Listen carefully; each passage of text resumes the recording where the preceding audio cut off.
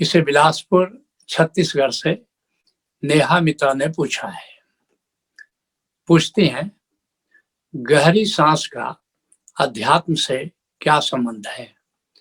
सूफी क्यों कहते हैं, सांसों की माला से सिमरू मैं पी का नाम। पहले जानते हैं अध्यात्म क्या है। अध्यात्म दो शब्दों से मिलकर बना है, अधि प्लस आत्मा। अधि का अर्थ है विकास और आत्म का अर्थ है सेल्फ डेवलपमेंट। जीवन का सर्वांगीण विकास अध्यात्म है और अध्यात्म कैसे ये जीवन का विकास करेगा, उस प्रक्रिया का नाम है योग। योग का मतलब क्या हुआ? स्वयं से जुड़ना। हम सामान्यतः संसार से जुड़ते हैं, संसार से जुड़कर जीवन को जीते हैं, लेकिन वास्तव में आंतरिक विकास करना है, आत्मिक विकास करना है, संपूर्ण विकास करना है, सर्वांगीण विकास करना है, तो हमको स्वयं से जुड़ना होगा और स्वयं के भीतर जो असली खजाना है उसको खोजना होगा। और इसके लिए हमारे ऋषियों ने 7 चक्रों के आधार पर 7 योग प्रतिपादित किए हैं। कर्मयोग, तंत्र योग, हठ योग, भक्ति योग, ज्ञान योग, ध्यान योग और सांख्य योग। इसके बाद कुछ सिनर्जिक योग भी हैं, सहज योग है, राजयोग है, अष्टांगिक योग है, लेकिन मौलिक योग 7 ही हैं। और इसमें से जो मणिपुर चक्र से संबंधित योग है वो है हठ योग। और हठ योग प्राण से संबंधित है, मणिपुर चक्र से संबंधित है और प्राण से ही सांसों का संबंध है। प्रकारांतर से कह सकते हो कि हठ योग सांसों का योग है। लेकिन जैसा मैंने बताया कि जब वास्तव में किसी मार्ग से हम चलते हैं तो कई मार्गों का कहीं न कहीं मिश्रण होता है। तो ये हठ योग मौलिक योग है, लेकिन किसी भी रास्ते से चलो, ये जो सांस है इसी पर हमारा जीवन आधारित है और सांस करीब करीब हर योग में इसका उपयोग है, इसकी भूमिका है। और जब तक हम सांसों का उपयोग नहीं कर लेते, सांसों के प्रति जागते नहीं, तब तक कोई भी योग पूरा नहीं होता है। तो सांस वास्तव में, जैसा मैंने कहा कि ये मुख्यतः हठ योग है, लेकिन हर योग में, हर मार्ग में प्राणायाम का निश्चित रूप से उपयोग किया गया है ताकि सांसों को एक विशेष प्रकार की गति देना, खास करके गहरी सांस, चाहे इसको तुम सहज प्राणायाम कहो या कोई भी नाम देना चाहो तुम दे लो। गहरी सांस के बिना साधना नहीं हो सकती, प्राणायाम के बिना स्वास्थ्य नहीं रह सकता। और जब तक हम स्वस्थ नहीं हैं तब तक कोई भी साधना हम नहीं कर सकते, क्योंकि शारीरिक वेदना, मानसिक वेदना हमें किसी भी आध्यात्मिक साधना को करने से रोक देती है। तो पहली बात हमको ये जानना है कि वास्तव में ये जो हठ योग है ये मुख्य सांसों का योग है। तो इसमें प्राणायाम ये बहुत ही महत्वपूर्ण है। तुम सब जानते हो कि कैसे हम प्राणायाम करते हैं, सुमिरन में भी प्राणायाम का उपयोग करते रहते हैं। तो और स्वस्थ रहने के लिए प्राणायाम जरूरी है। गहरी सांस, खास करके कोई प्राणायाम मत करो, लेकिन सहज प्राणायाम अर्थात गहरी सांस 1 मिनट में सामान्यतः 15 सांस से ज्यादा नहीं लें। सामान्यतः हम 20 सांस लेते हैं, लेकिन 15 सांस से ज्यादा एक साधक को नहीं लेना है। और जब आगे बढ़ते हैं तो संसार में जब तक हम रहते हैं तब तक हमारे मन का जो स्वभाव है वह नास्ति भाव है, अर्थात मन वह देखता है जहां पर चीजें नहीं है। इसलिए मन हमेशा शिकायत भाव में जीता है, क्योंकि हमेशा हमारे विचारों का संबंध कहीं न कहीं जो हमारे पास नहीं है उससे होता है।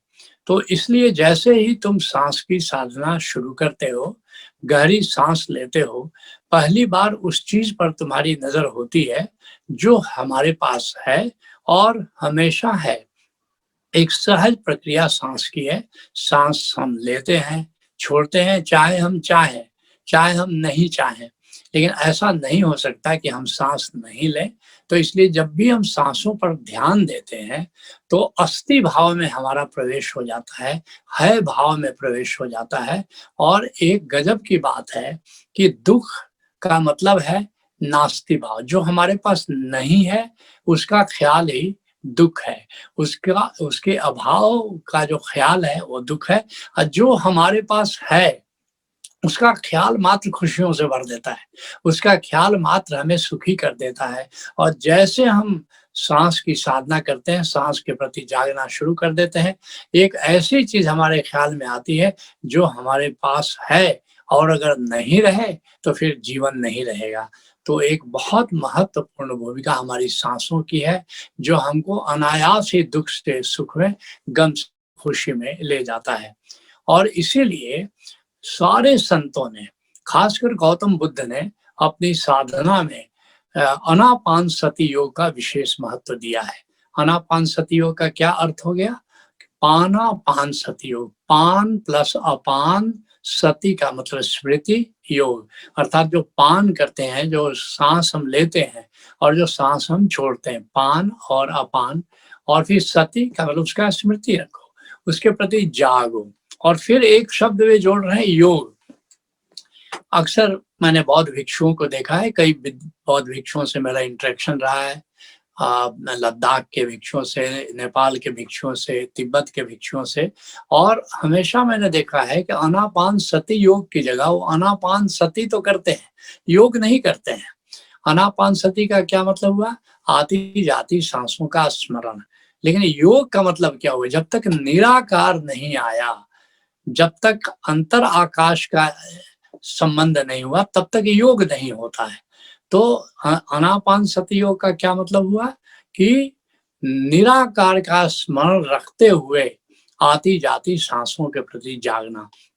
ओशो कहते हैं कि जितने लोग संबोधि तक पहुंचे, जितने लोग बुद्धत्व को उपलब्ध हुए, उसमें 99% लोग आनापान सति योग के मार्ग से गुजरे हैं। अब मार्ग से गुजरे हैं, अब शब्द पर ध्यान देना। बहुत लोग इसका अर्थ समझ लेते हैं कि आनापान सति एकमात्र मार्ग है जिससे ये संबोधि उपलब्ध हुई। नहीं, इस मार्ग से गुजरे हैं, अर्थात आती जाती सांसों के प्रति जागरण को उन्होंने महत्वपूर्ण भूमिका दी, चाहे उन्होंने कोई भी मार्ग अपनाया है। यहाँ तक कि कबीर साहब भी कहते हैं कि मोको कहाँ ढूंढे बंदे, मैं तो तेरे पास में। और कहता है खोजी होए तो तुरते मिली है, पल भर की तलाश में, कहत कबीर सुनो भाई साधो, सब सांसों की सांस में। अर्थात सांस हम लेते हैं, सांस छोड़ते हैं, और इसके साथ जो हम निराकार के प्रति जागते हैं, तो उस निराकार में ही आत्मा का निवास है, उसी निराकार में परमात्मा का निवास है।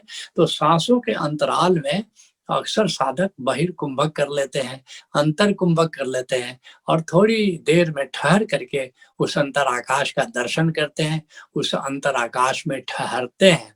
तो इसलिए सांसों के अंतराल का कबीर साहब ने बहुत महत्व दिया है, क्योंकि हमको सांसों के अंतराल में ही आत्मा का दर्शन होता है, आत्मा का ख्याल प्रगाढ़ रूप से होता है।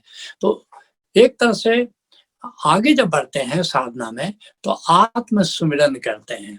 अर्थात आत्म सुमिरन, जैसे तुम ध्यान समाधि से लेकर निर्वाण समाधि तक आत्म सुमिरन करते हो, तो फिर क्या करते हो? जैसे मान लो तुम नाद की साधना कर रहे हो, तो आती हुई सांस में क्या करते हो? नाद का श्रवण करते हो। और बाहर जाती सांस में क्या करते हो? मैं ही नाद हूं। अर्थात क्या प्रक्रिया है? आती हुई सांस में नाद का अनुभव करते हो, और बाहर जाती सांस में नाद से तादात्म्य बनाते हो। ऐसे ही जब तुम निरति समाधि करते हो, तो आती हुई सांस में जब आत्म सुमिरन निरति समाधि का करते हो, तो क्या करते हो? आती हुई सांस में नूर का अनुभव करते हो, और बाहर जाती सांस में नूर के साथ तादात्म्य बनाते हो। ऐसे ये प्रक्रिया निर्वाण समाधि तक चलती रहती है। अर्थात जब तक सांस का ख्याल नहीं हो, तुम सेल्फ रिमेम्बरेंस की साधना, आत्म सुमिरन की साधना नहीं कर सकते हो।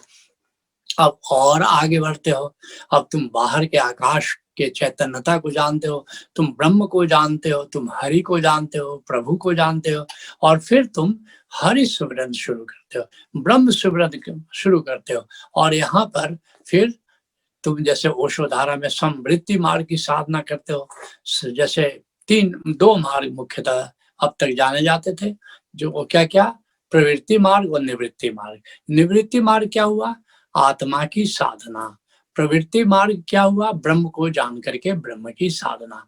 ओशो धारा में हम लोगों ने सिनर्जिक मार्ग अपनाया है, जिसको हम सिनर्जिक मार्ग कहते हैं या समवृत्ति मार्ग करते हैं। उसमें क्या करते हैं, आती हुई सांस में ब्रह्म से प्रेम करते हैं, जाती हुई सांस में क्या करते हैं, आत्मा के होने का ख्याल करते हैं या आत्मा का स्मरण करते हैं। तो यह भी, इसका भी जो सेतु है वह भी सांस ही है, क्योंकि आती हुई सांस में तुम गोविंद की भक्ति करते हो या गोविंद का ख्याल करते हो, गोविंद को याद करते हो, जाती हुई सांस में स्वयं की याद करते हो। तो फिर क्या होता है कि आती हुई सांस में तुम प्रेम कर पाते हो। अगर सांस का ख्याल नहीं हो तो तुम समवृत्ति मार्ग की साधना तो कर ही नहीं सकते, तुम हरि सुमिरन तो कर ही नहीं सकते। इसलिए आत्म सुमिरन करो या हरि सुमिरन करो, सांसों का ख्याल रखना नितांत आवश्यक है। इसलिए कोई भी साधना करो, सांस की उसमें हमेशा महत्वपूर्ण भूमिका होती है। इसलिए सूफी कह रहे हैं, सांसों की माला से सिमरू में पी का नाम। वो माला, वो लकड़ी की माला या मनके की माला या स्फटिक की माला, इससे कुछ नहीं होगा। असली बात है अपनी सांसों की माला बना लो और हर सांस में प्रभु को याद करो, स्वयं को याद करो।